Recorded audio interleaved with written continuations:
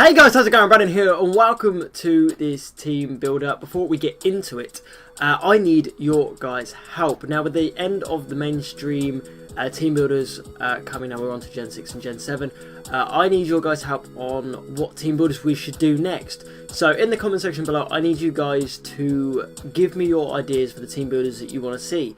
Some of the ideas I've come up with so far are possibly monotype teams, highest base stat, lowest EXP curves, you know, just simple stuff like that that I can do teams around. I could do ROM hacks or go back to the original games and do stuff like that.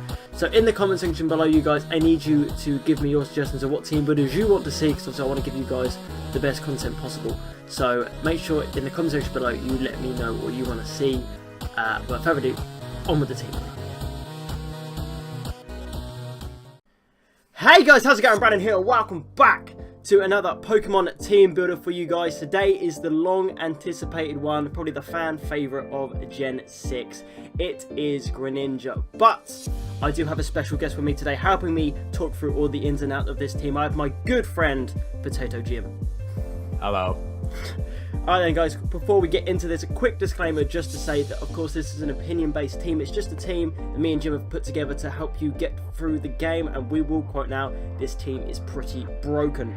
But yeah, like I said, if you want to let us know your teams in the comment section below, by all means go ahead and do so. We'd love to hear what you guys think and what you guys used through Gen 6. Without further ado, let's get into this. Okay then you guys, up first we have everybody's fan favourite, Greninja. With the moves Surf, Dark Pulse, Ice Beam and Extra Sensory, this thing gets amazing coverage and in-game just runs through the game like a knife through butter. With a base 120 speed, you're going to be outspeeding the majority of the metagame, of course, with EV training and natures and different stuff like that. We went with a modest nature just because obviously base 103 special attack, you can just boost it that little bit more, and you're not going to be using physical attacks anyway, so modest nature just seemed perfect for it. It's one of those mons where everyone loves it, and before it even got the hidden ability, which obviously you can't get in game because it's a hidden ability, and then competitively this thing, it's broken. It got banned. It was just too fucking powerful, and in game it's just exactly the same. It goes through so many gyms. You just use it to outspeed everything and get some damage off. You can flinch with Dark Pulse, freeze with Ice Beam, you can even flinch with Extra Sensory as well. Surf is stab and hits like a fucking truck. Dark Pulse is stab, hits like a fucking truck. It just works. Everything it touches, it kills. And even if you don't want to go with that moveset, there's so many different things that you can put on this thing that makes it work. Some people do even run physical Greninja just because of the moveset that it gets and the different ways that you can use it. It's a fantastic Pokemon, it's an amazing starter, it's the first team member, of course, it's Greninja. Right, okay, so this is going to be the part where I talk about how absolutely disgusting Talonflame is. Now, of course, we're not going to be talking about the Gale Wings Talonflame because that's an egg move, it's a hidden ability. So you're going to just be running with the Flame Body set, which is still pretty good. If your opponent takes a physical hit, they have a chance of getting burned, which will halve the damage they do, which is pretty nice, but you know it's not the biggest deal in the world. The reason why we're going with Talonflame is because it's one of the better checks to most of the mons that will be giving Greninja problems. So it's going to be good for bulky waters, it's going to be good for bug types, it's going to be stuff like that. Between Greninja and Talonflame, the two of you together should outspeed the majority of the mons that you're going to be facing in the game. So that's really, really good. It can also allow the rest of the mons on the squad that we're going to be talking about later to be a little bit slower and not have to worry too much, because Talonflame and Greninja are just so absolutely devastatingly fast. The moveset here is just going to be very simple: Flare Blitz and Fly, because you know you have to fly. If you have Brave Bird, you can use Brave Bird instead of Fly. It's based on your preferences. Roost is for recovery, just so the Talonflame can keep itself alive without, if you're out of potions, for example. But if you have the potions, use them. And U-turn is just good for momentum. It's just for you to be able to get on out of there, but while still also doing a decent amount of damage, and then you can just bring yourself into something else that can pick off the rest of that mon. You don't have to use U-turn, you don't have to technically use any of these moves. This is just a suggestion, this is just what we're going with. The other reason why I'm going with Greninja and Talonflame here is because when you use the super training to boost the EVs of your mons, Talonflame and Greninja, as well as everything else in the team, you can do absolutely ridiculous amounts of damage if you just super train in speed and attack, or in Greninja's case, speed and special attack. So for example, I have a couple of stats that might be on the screen here, but let's just say we're talking about the Mega Gardevoir that will be at the end of the game. That's going to be like the ace in the hole of the champion. If you don't have any EVs invested in Talonflame, so if you didn't super train it at all, your Brave Bird is guaranteed to do 56 to 67%. It's a 2-hit KO on a Mega Gardevoir, and that's like without any investment at all. If you do super training, however, you're going to be doing a guaranteed 74 to 88%, and that could make the difference between killing it or not. It would depend. And this is why I will always encourage people to use the super training as soon as they can get it, because it will just give you that much more of an edge in the game, and it'll make the game so much easier for you, because most of the other mons that you'll be facing are not going to have the super training, so you already will be doing more damage than you technically should be. And yeah, that's basically Talonflame. One of the fastest mons in the game. It's one of the easiest to get early on. It's got good coverage overall, like with just the combination of fire and flying, and it will be checking most of the mons that are going to be both in the Elite Four and in upcoming gyms. And yeah, it's just pretty busted overall. So go for Talonflame. Alright then, you guys, next up, third team member, we have Venusaur. You get given a Bulbasaur from Professor Sycamore early on in the game, and it will be able to be a Mega Venusaur, of course, with the Thick Fat ability. We've gone with the bold nature, so physically defensive Venusaur with Giga Drain, Sludge Bomb, Synthesis, and Toxic. This thing just won't die. Giga Drain to regain health, so does Synthesis, and Toxic can stall them out completely, and Sludge Bomb just for a special poison attack. Now, of course, one thing that we wanted to mention about how great this thing is like I said, me and Jim talk about super training, and one thing that we said that we should do with this team is talk about the different super trains we should do with EVs and stuff like that. For Venusaur, we're going to say do HP and defense, just bash through that HP and defense and make this thing as bulky as humanly possible. And we did some more calculations against Wolfric and his Abomasnow. A Mega Venusaur with a max EVs in HP and even just in defense without even special defense. A Mega Venusaur, a Blizzard from that Abomasnow, only does 33% max. That's absolutely broken. Thick Fat is broken. It will eat up ice and fire attacks like they're absolutely nothing. This thing in game is just absolute broken. That's what we're saying about this team. The different team members that we have on this team just make this team so well balanced and so powerful. It works really well. And just with the coverage of already Greninja and Talonflame, you now got your Grass type earlier on in the game, so you've got your three primary typings, as I like to call them, earlier in the game.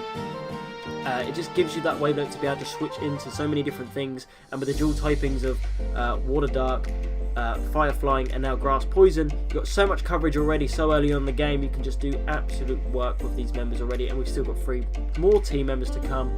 They do absolute finest. It's our third team member, you guys. It is Venusaur. Now, the next part here, we're going to be talking about Gardevoir. Gardevoir is it used to just be a Psychic type, but now it gained the new typing of Fairy, so it's now a Psychic Fairy, and really the main reason why you would get this is because having a Fairy on your team is always nice nowadays in Pokemon, because you want to have a good Dragon check, because up until now Dragons were very hard to deal with, but now you've Gardevoir. It's pretty much got like one of the nicest dual stabs that you can ask for in game, with both Psychic and Moonblast. So you can take on the poison types, you can take on the fighting types, you can take on the dragons, you can take on a lot of different stuff. Calm Mind is just one of the good setup moves that it has. It doesn't always want to use it, but the option is there. Like as we're saying here, like these are just options, these are just ideas. You don't have to follow it strictly to the letter. But Calm Mind Gardevoir is pretty good, especially after it sets up 1 or 2. Set it up on another Fairy type or another Psychic type, and you're gonna just rip through teams. And we picked Thunderbolt here as the 4th coverage move, just to have an extra answer for other water types and other flying types that Venusaur might not necessarily want to handle. Or it's just an extra coverage move. You can use whatever other coverage moves are available. Like you can get Shadow Ball. I'm pretty sure you can get that late game. Yeah, like those are just some examples. I can't remember 100% what the other optimal ones are, but they be the main ones to go for. You could even go for Focus Blast if you don't want to rely on one of the other mons later on. But there's the option anyway. Synchronize is a good ability for it to have. Trace also is a thing you can have. Both are pretty good. Copying your foe's ability with Trace is pretty nice, especially if they have something like, for example, if you fight, maybe you might fight your rival and they might have a Mega Venusaur, you can trace their Thick Fat and, you know, do stuff against their fire types, their ice types maybe.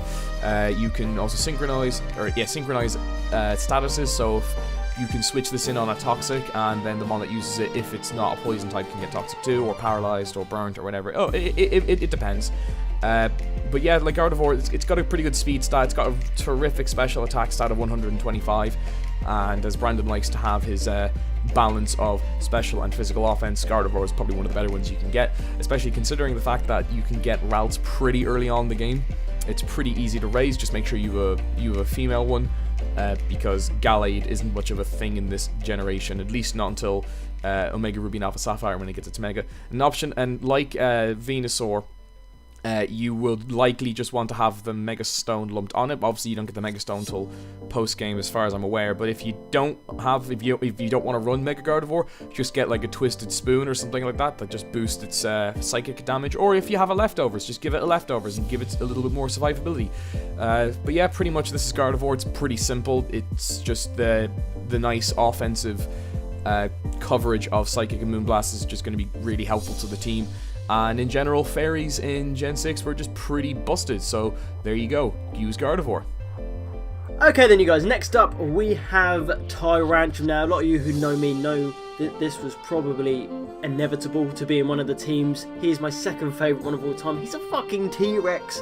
This thing's amazing, and in game he does the absolute finest. With the moves Dragon Claw, Earthquake, Stone Edge and Crunch, this thing will do the absolute finest for you. And of course we have to have a dragon in there somewhere, and the rock typing also helps as well. Keep away from those ice type moves, but with this thing's high base 121 attack, we've gone Adamant Nature just because, you know, just giving it the jolly, you know, it ups the speed a little bit, but you just want to be hitting things as hard as humanly fucking possible with this thing. In-game, it works really well. You get it mid-game as well, being one of the exclusive fossils. Another one that you just get given, so make sure you do choose the correct fossil, because you will not be able to find this thing in the wild. You need to choose the correct fossil, otherwise you're going to have to be trading or going on the Wonder Trade Hunt, or trying to get up for GTS. But when this thing starts to get moving in-game, obviously Tyrant, its previous form, it takes a little while to get going, I will admit, but then once you get it going, and it starts getting the moves it wants, you start getting the stabs, and everything else, this thing really starts to get moving, and it really starts to do damage. And it's one of those mons where you can just switch it in. It can even take a hit, base 19, defenses. It's a rock type. It can take a physical hit as much as it bloody well wants. It will take that hit and just go, you know what, fuck you, and punch something straight the fuck back. So, in-game, like I said, this thing works really well. It's an in-game team, that's what we're building around. So I strongly recommend that you use this thing if you haven't already. It's our 5th team member. It's, of course, Tyrantrum. And for the last mon of this team, which I'm pretty sure you can agree is already kind of busted already, but we're going to be talking about Lucario, and if there's any Mega out of the 3 that we're going to be talking about, I would recommend pushing for the most, it would probably be Lucario. Granted, Mega Venusaur wants to be Mega as well, but there are going to be some battles where you need Lucario as the Mega the most. My personal favourite example is going to be against Diantha, who is the champion, and the reason for that is because I would say approximately 4, if not 5 of the mons that Diantha will use against you, Lucario does not care about at all. It is fair to say that, for example, against the Mega Gardevoir, it's not going to be switching into fairy attacks that well, but if you follow the advice I've given earlier on the video of EV training and using super training, if you run physical Mega Lucario, you give it, like, you make it max attack and max speed or whatever, Bullet Punch should be doing, let me have a look here at the calcs that I have here. Bullet Punch should be doing 97 to 117.4% to a Mega Gardevoir. So that basically means if you have a max attack Lucario, bring it against a Mega Gardevoir, you just straight up kill it with Bullet Punch. You don't need anything else, you just kill it with the Bullet Punch, and even if you don't have any investment in it at all, the Bullet Punch should be doing about 83 to 100%, which is about a 6.3% chance to just 100% kill it. Again, you have the option to do this. You don't have to if you don't want to.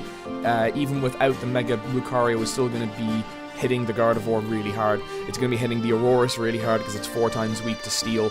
Tyrantrum's not going to be taking them that well, and unless you want to go for like the fighting attacks, which neither of these two are going to be resisting that well. Gourgeist can't really do too much to you that you can't already hit really hard with the ridiculous coverage that Lucario gets. Like, you can run this special and you can bring Bullet Punch, sorry, not Bullet Punch, but you can bring Dark Pulse, you could bring Focus Blast, you could bring any of the elemental punches, you can bring Poison Jab. If you wanted to just use different coverage, this thing has lots of coverage. It has really good setup options with both Nasty Plot and Swords Dance. It gets extreme speed, it gets agility, so you could run a double dance set, so you could have a Swords Dance and agility, and then you just use your fighting and steel stab, and you just kind of mow through the entire game. And that's not even, you can even still do that without Mega Evolving it. And if you do all this while it's Mega Evolved, its adaptability ability is going to just make its damage, its stab attacks do even more damage, so its steel attacks and its fighting attacks are going to hit even harder. So that's why if you're going to use a Mega, most commonly, I would suggest Lucario, because it's one of the most broken mons that they've introduced in this generation. It's so hard to counter, and the best part about it is that you get it for free. You get it right around where the 3rd gym is, if I'm remembering that correctly. And it's an absolutely incredible Pokemon that will work on any team, and you can run it either specially offensive or physically offensive, and yeah, bring it. It'll definitely help you out in end game a lot, and especially when you remember that you're going to be going against an Ice Gym at the 8th gym, or an Ice Trainer at the 8th gym, and Lucario just shreds it. It does, like, without even breaking a sweat. So yeah, pick Lucario. Even pick Mega Lucario, and that'll be me. Alright then, you guys, that is going to be it for today's team builder. Our final team, of course, Greninja, Talonflame, Venusaur, Gardevoir, Tyrantrum, and Lucario. I'd like to thank you so much for watching. I'd also like to thank Jim for doing this with me. No problem. Happy to be here. Make sure to check out his links down in the description down below. Very funny guy, very good friend of mine. Definitely make sure to check out his content. Give him a good old subscribe. But with that said, you guys, we're going to get out of here. So we will see you guys soon. Peace!